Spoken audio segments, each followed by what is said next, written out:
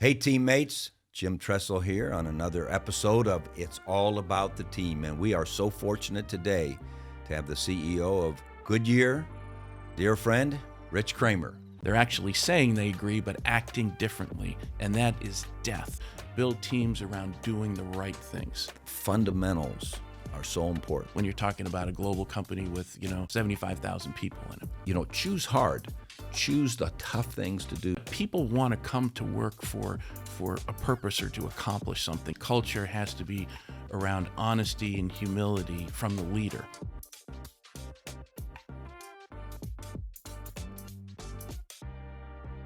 Thank you, Jim. Thanks for having me today. And I think I'm the one that's fortunate to be here, so I appreciate it. Thanks so much. And, we've talked about the goals of It's All About the Team is to see if we can add value to people who are building teams at home or in their business or their sports team or their church or wherever it happens to be that they're trying to build a team. And we've been having a lot of fun and had a lot of people from a lot of different venues. I'm not sure we've had anyone that's had to look at a team of 71,000 or 78,000 people or whatever, but we're excited to. But I always like to start our conversation with, what did you learn about building teams at home when you were growing up with Team Kramer?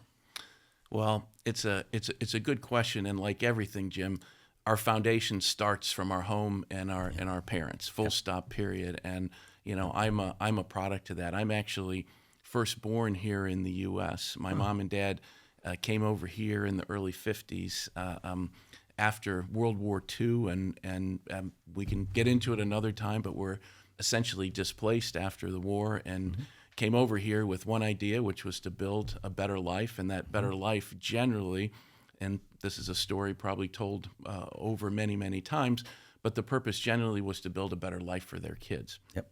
And I think I realized that, and I'm certainly the product of their hard work and sacrifice. And they taught me the foundations of what we all view as important, or that give us the tools: hard work, humility, respect for others. These are the things that endure as you think about different things. My dad, a tough guy, taskmaster, get up on a Saturday. There was no real sleeping in. You went and did work around the house, and there was no, watching TV or whatever. You got up, washed the cars, cut the grass, followed him, did whatever he needed done, and that was a Saturday. Now, I'll tell you a quick story. I had the good fortune when I worked with Pricewaterhouse to live overseas and do an assignment in Paris, and I remember one Saturday morning after I was there for a while, and I'm watching these people walk around the streets, and they're in sport coats. And it just dawned on me, like, why are people walking around the street with a sport coat on a Saturday? And it dawned on me there was actually sort of a different style of life than I grew up with, which was just, forget the sport coat, get to work and do what you need to do. And that's what my dad taught me. And my mom, my mom was always there. I'm a sports guy. I played soccer through college, played basketball, played baseball, and between schoolwork and sports, my mom was always there driving me to and from. And it's one of those things you didn't really think that much of then. You just knew mom was always going to be there and take you where you are. And that comfort and that sort of support also laid a foundation of letting you develop as a person and developing who you are today. So family for sure. Well, mom and dad are typically a great team.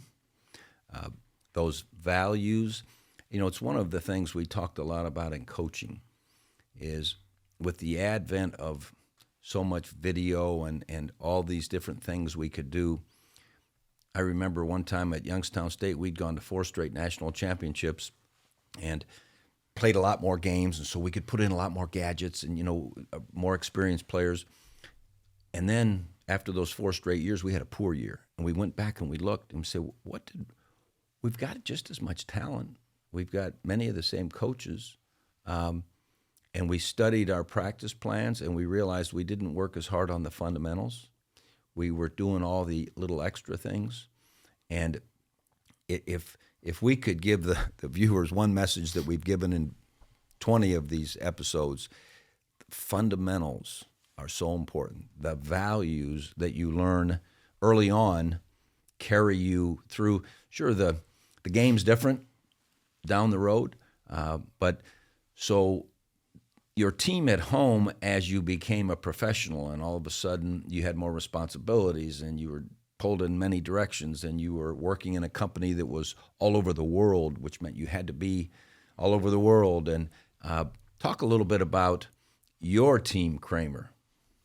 So I think, Jim, it was interesting. You talk about fundamentals. I'll just share one more story with you, because this is sort of taking care of the details that I think was an underpinning of how I tried to manage and lead. I remember my dad was a sheet metal worker, then a tool and die maker, and worked in a factory his whole life.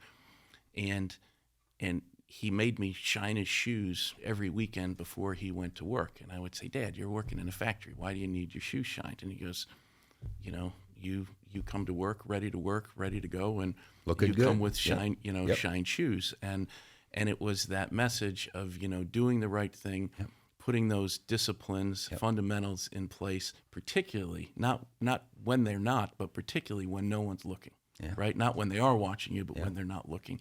And I think that philosophy sort of underpinned what I tried to do, which was build teams around doing the right things. For me, living by the golden rule, treating other people the way you want to be treated yourself, really held you in good stead when you had to deliver hard messages, when you had to take hard decisions, or when you were driving towards something that took more effort than was normal.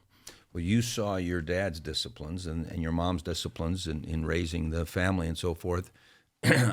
I'm sure your kids saw those disciplines you had to do, some of which took you, out of the house and maybe missed a orchestra concert or whatever. But I'm a believer that people learn through example. Yes. They learn through modeling. They learn through seeing that the family is a team, and that sometimes Christine is your wife, right? Correct. Had Correct. to pick up a responsibility at home because Dad was elsewhere, but that's what a team does. That's exactly what a team does, and Jim, I wouldn't be where I'm at if it wasn't for my wife, Chris, either. I mean, we raised our kids as a team, and we kind of understood the choices that we were making, and that took two of us to do that. And she took a lot more time with our kids doing the day-to-day things than I did, because I was doing some other things.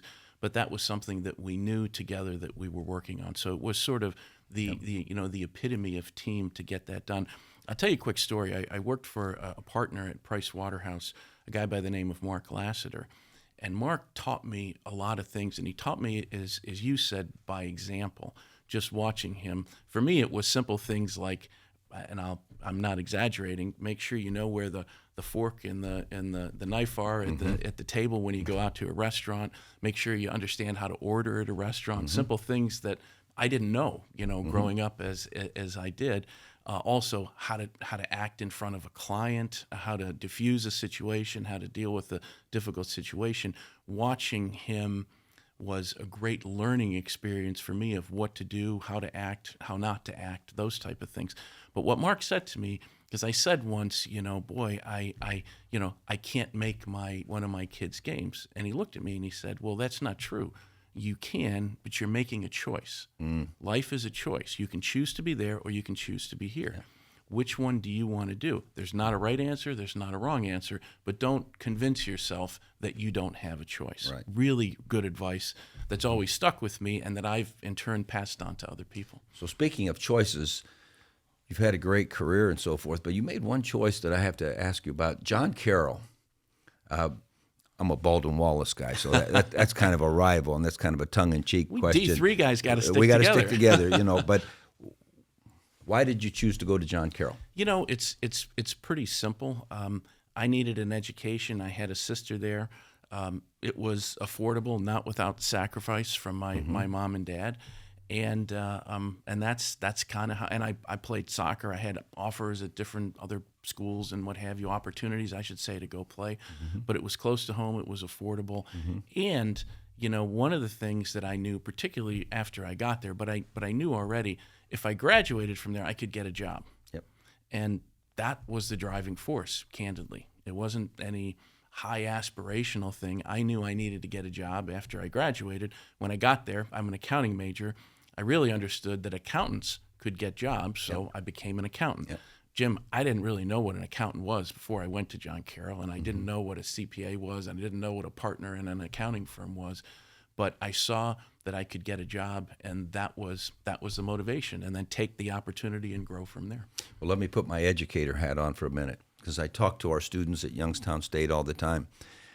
Getting a fundamental skill like accounting doesn't necessarily mean you're going to be an accountant your whole life. Now, there's a lot of people that have been accountants their whole life, and it's been a wonderful life, and it served them well and served whoever they were working with well.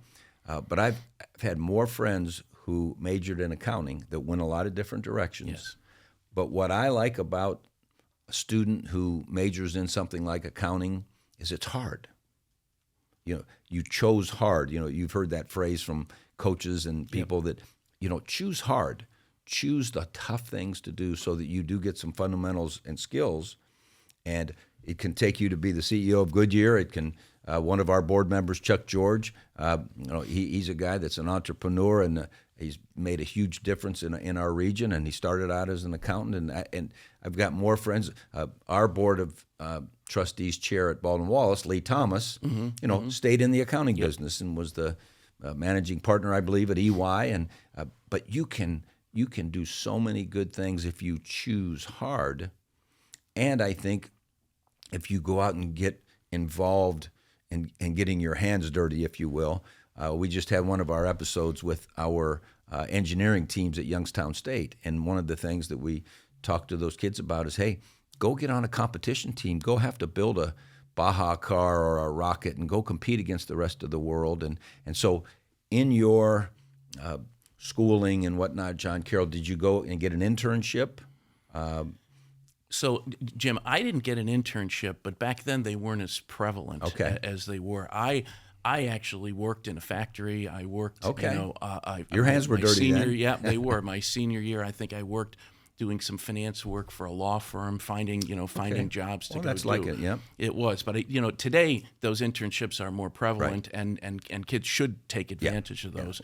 But they weren't as open back then, or maybe they were kids smarter than me. That's probably the case too. Well, you had a lot of good interns and summer workers from our Youngstown State Engineering and from our University of Akron Engineering, and absolutely. I mean, one of the cores of our Akron engineering group is University of Akron and Youngstown as well, and we love having local people work here because they like the area, they want to be here, and frankly. These are hardworking kids, a lot of time, first time going to university. They're absolutely the type of people you want working for you. So did you go right to PricewaterhouseCoopers out of John Carroll? I did, because I had a job. I could get a job, and I went right to PricewaterhouseCoopers. Another really good learning experience for me where I learned a lot, Jim, by observation and just seeing how things were done. But I try to gravitate, as you said, and I think it's really good advice, is trying to do the harder jobs, trying to do things that were more difficult. And I think that really helps, and it makes you a little bit more visible. But then I had really great mentors at Pricewaterhouse that pulled me along. And I can't say enough about trying to find the right mentors and having mentorship to help you move on in your career. Because, and I suspect you did this in your coaching career, when you know the person, you know their values, you know their work ethic, you know their personality, you know their family, frankly, those are the people that you want to work with you. And when you have open positions, those are the people that you tend to gravitate toward to pull along with you. I feel like I was a beneficiary of that, particularly at Pricewaterhouse, where I certainly worked for the opportunities, but there's life has a big thing called luck. Yeah, right. And sometimes you make your luck, right? Yeah. Luck is the the crossing of preparedness and opportunity, right? Well, hopefully I was prepared, but I was the beneficiary of luck and beneficiary of opportunity that mentors brought me, and I think that's what Pricewaterhouse brought me as well. You talked about Mark Lassiter, but how about Pricewaterhouse as a team? And you spent how many years there? I was there around 14 years. Yeah, long time. Mm-hmm. So what do you think you learned most about team from Pricewaterhouse? So from there, it was really team toward getting tasks done and team toward taking care of clients. And that was because, once you accepted a job, once you accepted a client, you would never go back and say, boy, should we have done it? Should we have not done it? It was now they are our client. What do they want to achieve? How do we help them achieve that? And then how do we bring our resources together as a team to be able to go deliver that service to them? And that's what I really learned, that it wasn't one person doing this. It was this aggregation of people bringing different skills to the table. Look, back in the day, could be audit, could be tax, could be some consulting. Put it all together and help that client achieve what it is that they want to achieve. And when you did that, it was the team feeling really good. The other thing, Jim, that I learned there was, to your point, a lot of hard work, a lot of late hours, particularly in a hierarchical environment where it was sort of up or out. So when you did that, you put a lot of time in together and you spent a lot of time with people. And when you're with those people, you really support each other. Maybe it's a personal matter, maybe it's an issue with something that they're doing, but the team comes together to help deliver that, and then you feel really good as delivering that product, that solution, and doing it as one team. People ask me all the time, what do you miss most about coaching? And I always say, well, of course I miss the kids, because you're at a very formative time, giving them the opportunity to really gain some skills and some experiences. But I also say that I really miss the intimacy of that staff, because you're spending so much time together. You're working together. You've all got your role. You count on each other. Yes. You get to know each other's families. Jim, you spend more time together there than you do with your families at home. Oftentimes, when you're in the heat of a project or preparing for a game, you spend more time together with that team than you do at home. And then, as you pointed out, your clients became part of your team, and just like our players became part of our team. And people ask often, well, what was your greatest victory, or whatever. And I honestly say, watching what our guys are doing later on in life is our biggest victory. Sure, we had some victories on the field and some losses too, but watching what they do, and I'm sure the same is true with the teammates you had in clients, is watching them, achieve, and you, through you being part of how they get things done.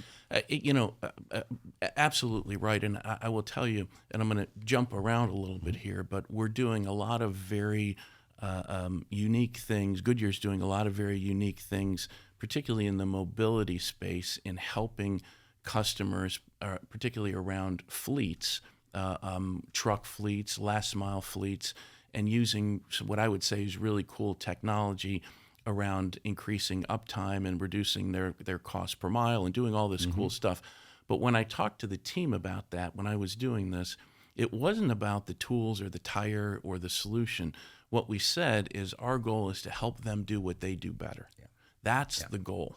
And when you frame it like that, you really get a different motivation and a different purpose than making, a tire really good, or having a digital solution be really good, or maybe going back to Pricewaterhouse, having the answer to an accounting problem or a tax problem.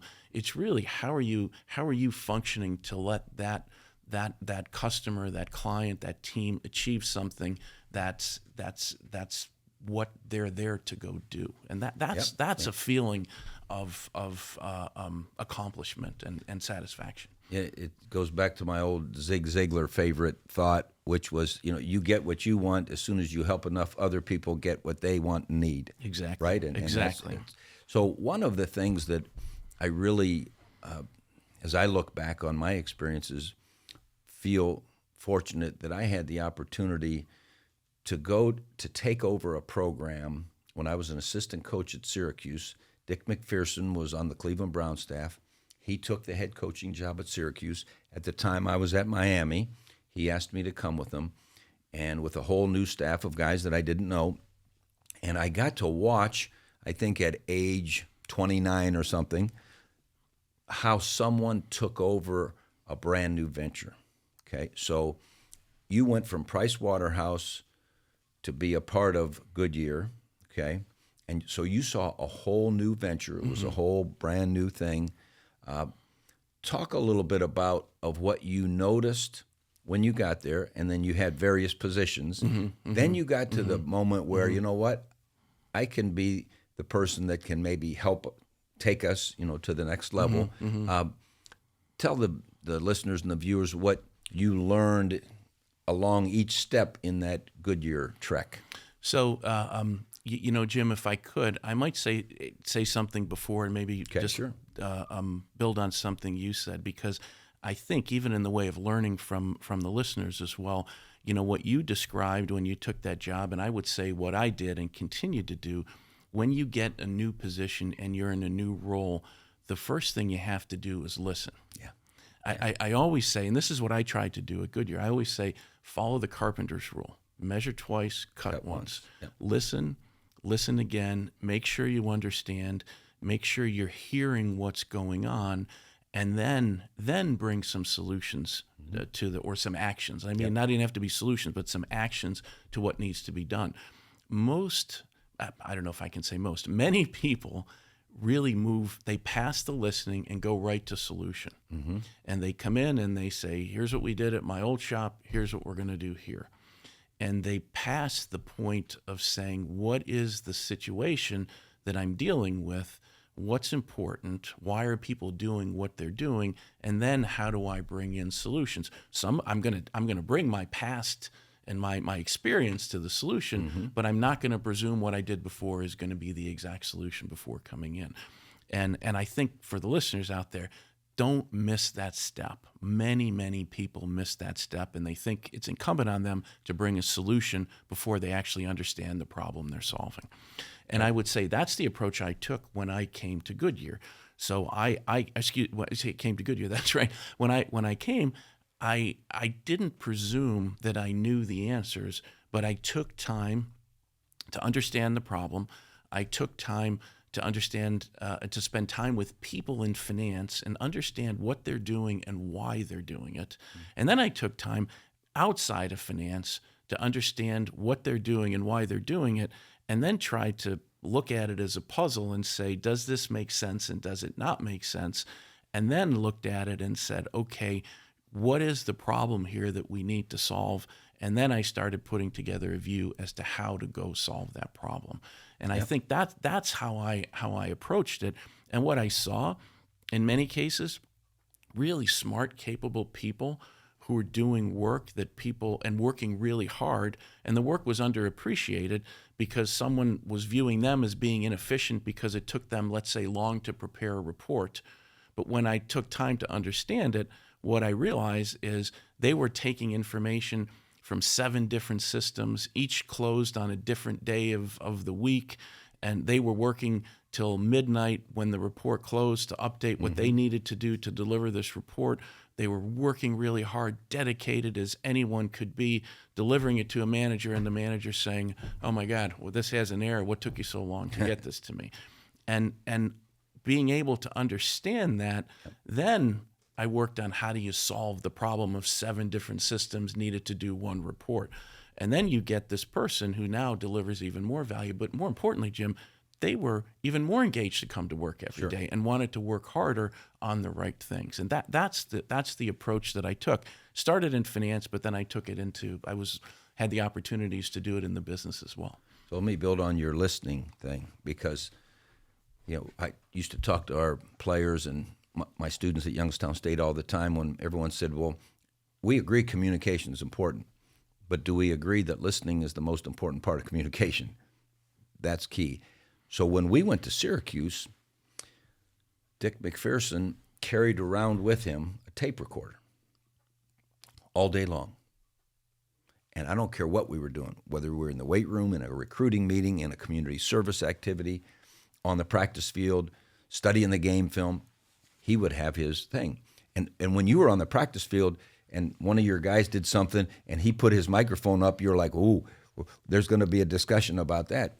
But what was interesting was we didn't even know we were going to learn so much from listening. But at the end of the day, and coaches are famous for working long hours, he was good about, we ended at 10 o'clock at night.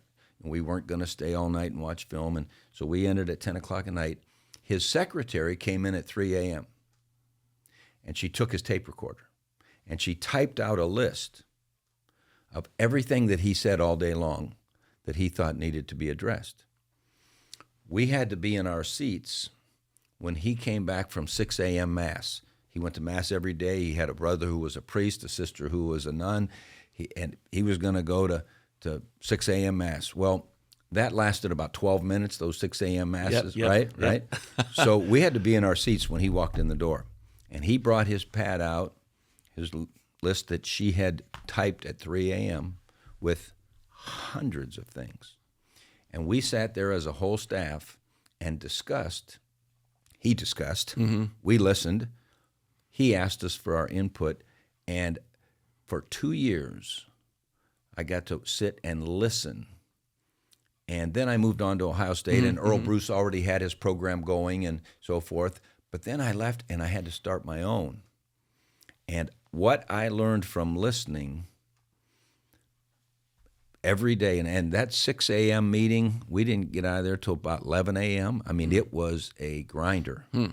But I reflect back 1,000 times, had I not had that opportunity to sit and listen and learn, I was young, and that's so critical. So you moved from the finance area, I think you were VP of Finance, then CFO, and so then did you move to the CEO position? So I went from VP of Finance, then I went to be the head of finance in our largest business, our North America business, which was a great opportunity. And this is, Jim, this question of migrating towards something hard. It was our biggest business, but it was making huge losses at the time, and it was a troubled business.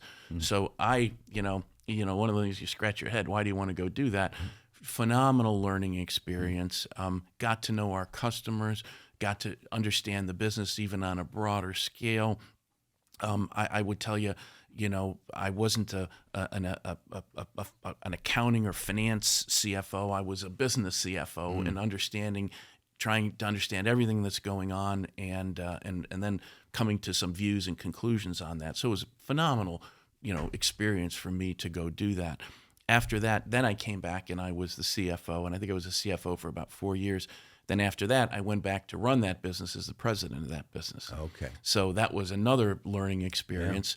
Yeah. And I will tell you, as you get these incremental experiences, Jim, one of the things you have to really watch when you do this, and someone said this to me, and I don't know who, I apologize to not give the right attribution, but they said the biggest mistake leaders make is doing the job one level beneath them.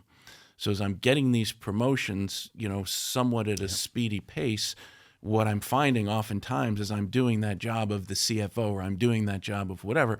So it's a learning experience for me to say, don't do that. You've got to go and expand and learn these other things. So it sort of forced me to do that. There's a great story, by the way, if I can share it with you.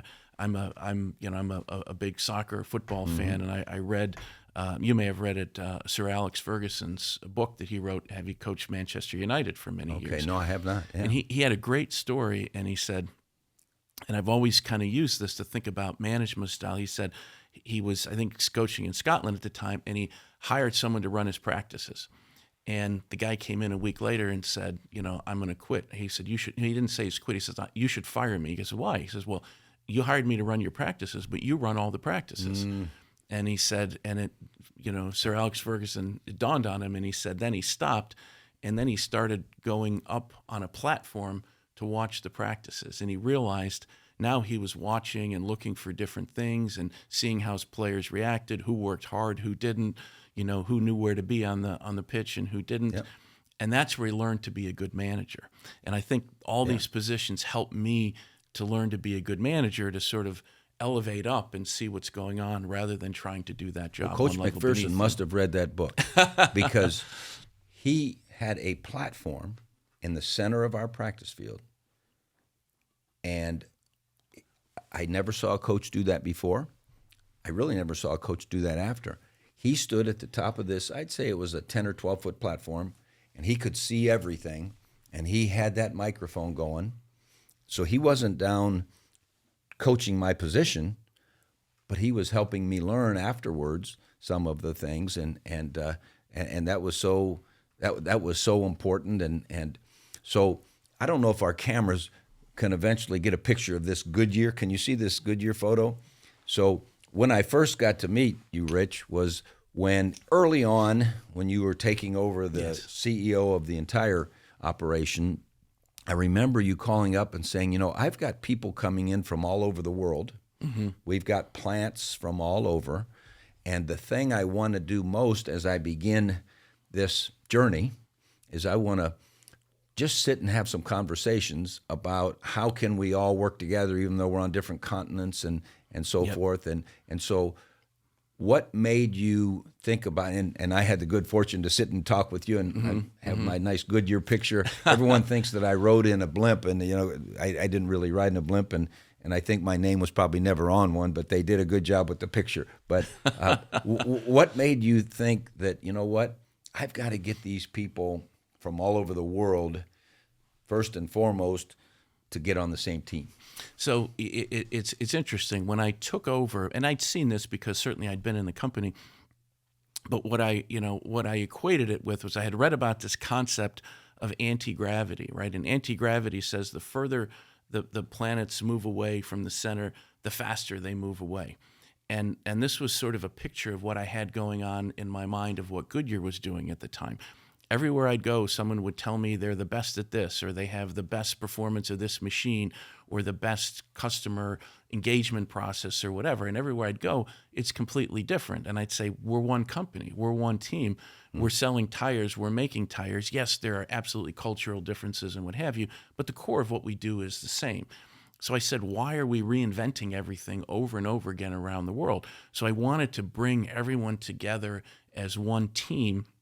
And I knew I had to start with my leadership team to start to do that, to cascade it down. And that was the impetus for calling you to say, how do we build this team to make sure that everyone on my leadership team knows that's their first team. Their allegiance is to our first team, and we have to agree on what we do, and then we have to go and disseminate that, not with with differences and adjustments because we agree, but not really. We agree, but I'm going to change it a little bit. No, we all agree this is how we're going to do it. These are the metrics.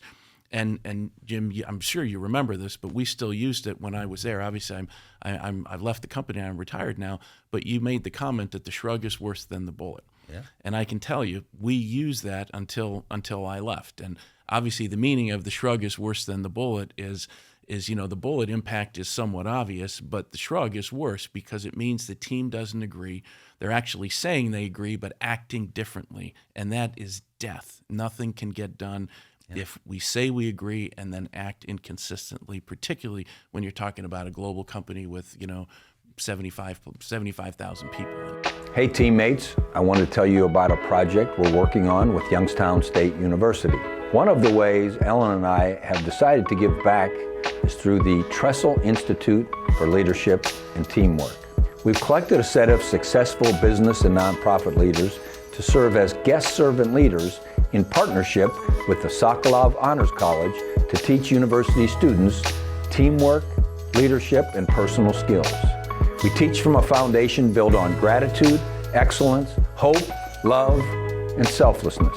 If you're a young person or parent helping to search for a unique college experience, you can learn more at trestleinstitute.ysu.edu or ysu.edu. Links will be provided in the show notes. So you talked about the anti-gravity. One of the things we talked a lot about was circles. One was your vision and what you wanted to accomplish, and one was your reality. And that when those were further apart, we got a problem. Yes. But when all of a sudden our mission and our reality are the same, we have a chance. And many times to bring your vision and your reality together, you have to make hard decisions. Yes. And I know when you began, you probably had over 100,000 employees and maybe some inefficiencies or whatever. I know as a college president, when I came and it was like, wow, we're doing some amazing things, but some of it we can't afford to do. Yes. And so we have to get our vision and our reality lined up. And then in the midst of it all, you did some acquisitions and so forth. So take us through a little bit of what's hard about team building is sometimes you have to make hard decisions Yes. that affect people. And at the same time, you're trying to grow and be strategic and so forth. So take us a little bit through, how do you keep the team together when hard decisions have to be made and when you're acquiring new team members like you did with Cooper Tire acquisition? So Jim, I'm going to share with you a page in a moment, but I would say the first thing is establishing the right culture to do those things, and that culture has to be around honesty and humility from the leader. And I tried always to do that because that engenders trust. So hard decisions, positive decisions, whatever it might be, people want to know. Like, people don't want to be left in the dark. And when someone tells them something, they want to trust and believe in that, particularly so if it's a hard message, right? And so one of the things that I always tried to engender was transparency, trust, humility, and also demonstrate hard work, that I wasn't going to make you do anything that I wouldn't do myself. And one of the things I would tell the team is anything I would do in making these decisions, I would say I would do the mirror test. I would look in the mirror and say, if I was on the receiving end of whatever I'm saying, how would I feel? And that helped me not to avoid the decisions, but to make sure those decisions were being delivered in a compassionate way that a person could respect, understanding what we were doing. And to your point, those are hard decisions. But I'll tell you, some even individuals that I've had to have hard discussions with, I view this as something that I'm proud of. They're still my friends. Yep. Right. And that, I think that leadership and trust goes a long way as you start to do these other things. And I think people want to know, and I found this at the university, where I got a lot of comments from people of, hey, we know it's challenging times. We know it's difficult times. We just really need to know where we're going. Exactly. Right? Exactly. And so speaking of that, where we're going, let's talk about the sheet you brought with us, and we'll get a picture with our camera so that the viewers can see it and so forth. But let's talk through your planning document. So I'll just hold this up for a moment, and I know the team here will put this up on the podcast. But this was our strategy roadmap. And Jim, you asked, how do you get 70,000 plus people? When I started, it was over 100,000 people coalesced on one vision, one team, one way to go get things done. And what we did, and a lot of help and a lot of discussion with my leadership team, we said we used the term a strategy roadmap that we wanted to put together. And that strategy roadmap really was about what we said, what's our mission and our purpose, and then we said how we're going to win, how we're going to work, and then where we're going to focus, and then do it as one team. And we distilled that down to one page. And that's really important because this is what then all our associates looked at consistently, going back to your fundamentals and reps, not changing this, and maybe updating it and tweaking it here, but not changing it, to say this is what we do, why we do it, and how we're going to go do it. And then taking that as a leadership team and then having that continually cascade down. And if I could, on the strategy roadmap, and if I could, I'll go through this very briefly. Please. But when I started this, as a lesson for everyone out there, my first strategy roadmap, actually I should say our team's first strategy roadmap, because, Jim, when we put these together as a team, we spent hours on this. This wasn't put it on a paper and everyone agree. It was hours as a team debating words. Do we believe this? What does it mean? But my first strategy roadmap had about 5 pages to it. And I tell you, it was very good. But I had Alan Mullally, who was a senior executive at Boeing, then the CEO of Ford, come, and I had him look at it, and he said, this is really good, but the problem is you got to get it on one page because no one can remember 5 pages. Yep. So for me, it was a learning because I was really proud of those 5 pages, but I'm like, he's right. We got to get it to one page. Yep. And that's what this is. And we started with, first setting a vision. And our vision, and you'll be able to read this, is enabling mobility. And Jim, we did this to set a vision and a purpose for the company. And we said, particularly as mobility is changing, we have this new world of fleets. Think about Ubers and Lyfts and the like. We have fleets. We have autonomous vehicles. We have connectivity going through, in every vehicle right now. We have electric vehicles. We have a sustainability in vehicles right now, a trend we called FACES, fleets, autonomous, connected, electric, and sustainable. We said, how is Goodyear going to play in this? And we said enabling mobility, and we said Goodyear is going to enable mobility by making life's connections easier every day. And why do I say this and take you through this? Because we said, Goodyear, where do you play and how do you fit in this? Goodyear permeates everything everybody does, whether you're riding in a car, whether you're riding in an Uber, whether you're riding on a bus, whether you're landing on a plane, whether you're getting a package delivered to you, Goodyear is there. So if you want to know a purpose to come to work for the company, we're enabling mobility, and you're helping us do that through these various different technologies. And we said we're going to migrate our company from a tire manufacturing company to a technology-enabled mobility company. And Jim, why do I take some time on that? Because this is what got people excited about coming to work for Goodyear. Right. It was a purpose. It was a reason to come, and it wasn't just about making a tire and what's the cost of a tire. All hugely important, by the way. And I'm not going to diminish the importance. They're hugely important. But people want to come to work for a purpose or to accomplish something, and that's what we did with this strategy. So let me interrupt on that first one, because that was a key thing for our football teams. Once they realized it was bigger than us just winning a game, it was, how could we impact the institution, the university? How could we impact the community?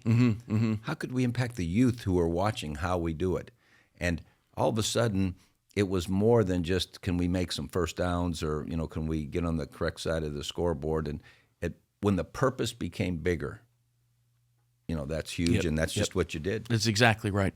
And that's what people feel. That's why they know they're contributing something. Next, very quick, is how we'll win, and this is the epitome of teamwork. We have 3 concentric circles, not unlike you described. We have innovational excellence, sales and marketing excellence, and operational excellence. And think about that as, what does a customer want in sales and marketing excellence?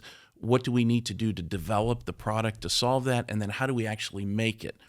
And those can be 3 very different things. What a customer might ask for, it's too expensive to actually design, or it's too expensive to make, or we can over-design a tire and it costs too much and the customer doesn't value it, so on and so forth. So we said we have to work together as a team in those 3 areas, literally sitting in a room, figuring out what we're going to make, what it's going to cost, and deliver that product and get on the same page.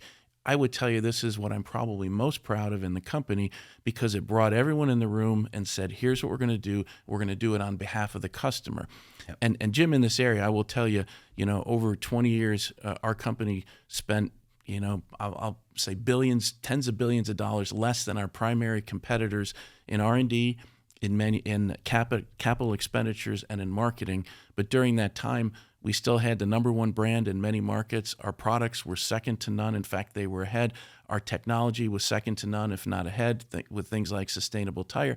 And our new mobility technology was ahead of everyone else. And it's because of this teamwork that allowed us to do that. And the efficiency of understanding, here's what we're trying to accomplish. And everyone's saying, I might want to build this, but it's too expensive. Or I want to build this, but this factory can't make it. So how do I optimize for doing this? But you can't do that unless you're actually in a room talking to each other and saying, my numbers might look worse, but it's the right thing to do to make this product for the total company. And those are so hard.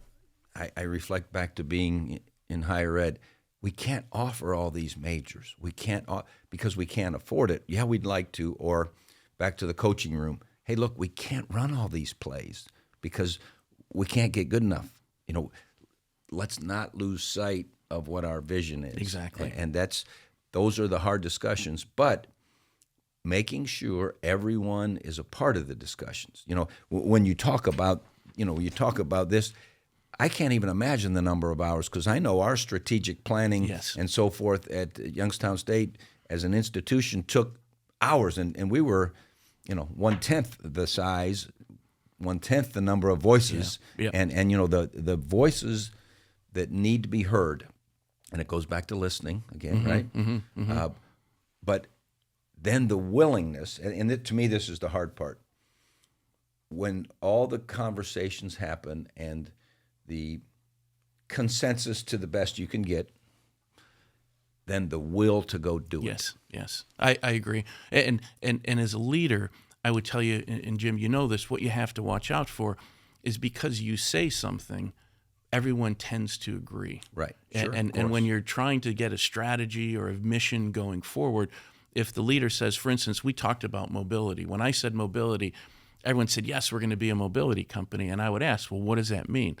And I would get 17 different answers. Well, we can't be a mobility company if we don't even know what it means, right? So as a leader, you have to watch out that just because you say something, it's not true, even though everyone's going to agree with you and probably start repeating those words, and you'll see them coming on slides that people show you and all this kind of stuff. It's hard work to get toward really a shared mission, a shared vision of what you want to go accomplish. It's not easy. And they may listen to you when you're in the room. Yes. But like our players, when they go back to the dorm, Yep. they might be sitting around talking about, I don't know if I, Exactly. I nodded my head in the meeting. It's the shrug, right? It's the shrug. It's the right? shrug, and the shrug is it's poison. So one of the things that fortunately someone said to me early on before I became a president was that you might not know this, but it's going to be so critical to how good your board is, because you need to bring people in with expertise that can give you, some thoughts that can tell you sometimes, are you sure, you want to do this? Talk a little bit about how your board at Goodyear was a crucial part of the team. Yeah, I think I'll answer it in two ways. I think from I had as 14 years as CEO, I had a sort of composition of a number of different boards and board members, as you might guess. I would say the best the best attributes of the boards that I had was where they took time to understand the business, took time to understand the challenges of what it took, and then held the team accountable for that. And there's a lot of depth in those comments. Taking time to understand the business really means understanding what the levers are, why they're working, why they're not working, and how to interpret that. That's really hard to do, and you need board members to take the time to do that. I've had some great board members who did that, and Jim, I'll tell you, they were kind of like almost parental figures, if you like, where they supported you to the nth degree, but they also held you accountable, right? And when you didn't deliver, you felt bad, like you're letting them down. And so those are the type of board members you want. They're in the boat with you, and they have to, but they're going to hold you accountable. They're not going to give you a hall pass. That's what you need. The other side, though, it's sort of the other side of that coin. Do people really listen? Do they remember what they heard from meeting to meeting? Are you repeating something? Have they forgotten history? Right. It's easy to go back and say, well, why didn't we do this? Well, we did. We talked about it 4 meetings ago. Yeah. Here's the sheet of paper or whatever it is. No, that's right. You have behaviors where, I call it sort of the cut and paste theory, going back to listening. Here's what worked in my shop. You should do this here. Right. Okay, these are not situations that work like that. So, getting board members is really, composing the right board. It takes a lot of work and a lot of time. Yep. And I'll tell you this, as a manager and hiring executives, I'll throw that in there. You're not always right. I mean, I would tell you, I'm 50-50 on my executive hires, where I've done things where I've just, thought it would work and it didn't. And the first thing you got to do is own up to those things. When you make bad decisions on managers, you got to go do that. But people selection across the board is fundamental to delivering your goal, whatever that is. We used to always say in recruiting, you never really know who's going to become the All-American. And you're talking to an 18-year-old kid, 17-year-old kid.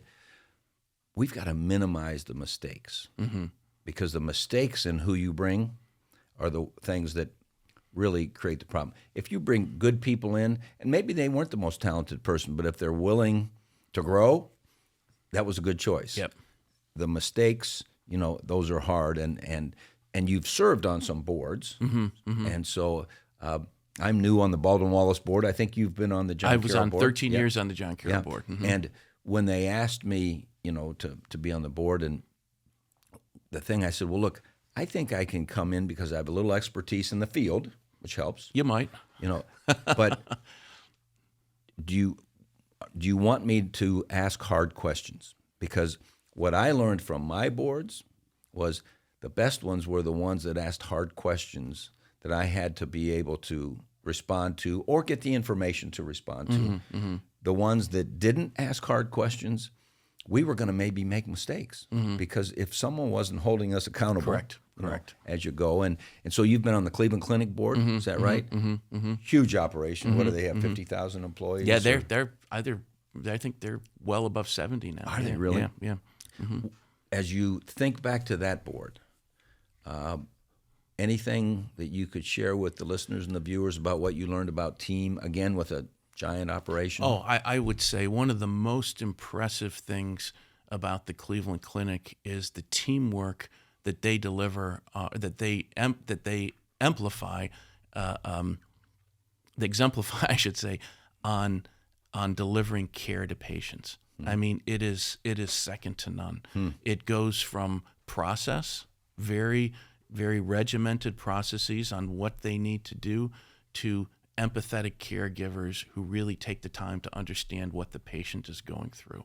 It's unbelievable to watch, and it is absolutely special sauce that they have. And on top of that, add to the quality of physicians and caregivers that they have there, whether it be in cardiac care or others. They are second to none. So it's the teamwork side, though. To answer your question specifically, is fantastic. Yeah. And that's real life stuff. It's because it's life and death. Stuff. It's the toughest times a family is involved in anything, right? It was when someone they love is being cared for. And exactly right. No, so exactly let's flip right. to one other board member or board's experience. You were on the Cleveland Orchestra board, correct? Now, what I love, I'm a non-musician. They wouldn't even let me take an instrument in fourth grade, but I just love watching what it takes, whether it's for the marching band to be in perfect step and in perfect note, or the orchestra. My kids all played the violin, and I just loved, that discipline that it took and so forth. So the Cleveland Orchestra is not that large, though. Correct. A lot of talented people, right? Talented people sometimes, we used to always say thoroughbreds are strung tight, okay? And talented people sometimes need a little extra care, right? Anything you learned about team with the Cleveland Orchestra? Well, the first thing I will say is, to your point, and if I get this wrong, forgive me a little bit, but it's harder to get a position or a seat in an orchestra, particularly like the Cleveland Orchestra, than it is to, let's say, be a shortstop on a major league team. Oh, now think about that. yeah. How many few positions they are, and No the question. virtuosity and the professionalism you have to have. It's absolutely mind-boggling. And I think the question on teamwork, and you've probably done this, I've used it. We all use an orchestra as bringing a lot of different things together to pull this beautiful piece of music or solution or whatever it is together. We use the orchestra as the example, right? And I would say it's absolutely the right example to use, because you have these individual virtuosos that when it comes time to work under the leadership of the conductor, Franz Welser-Most, for the Cleveland Orchestra, that team comes together and gels to produce something that is the best in the world. So it's the epitome of teamwork predicated on the virtuosity of each performer. And there's some hard realities. There's a first chair, and there's a second chair. There's someone who has a little bit more. There a lot of things, I think, paralleled athletics, and so I just loved Paul Hogel is over at the Cleveland Institute of Music, is the president there, and we were both kind of non-traditional presidents. Yep. So I just grew to try to learn from him because he came from that music industry. And I'm going to ask you one last one here as we wrap up that I was thinking about was, so I've never been in the corporate world, but I know investors are critical, okay? Well, in the world that I was in higher ed, donors were a big deal, okay? And you've been on the John Carroll board. And anything about how do you make your investors and or your donors to be effective members of the team?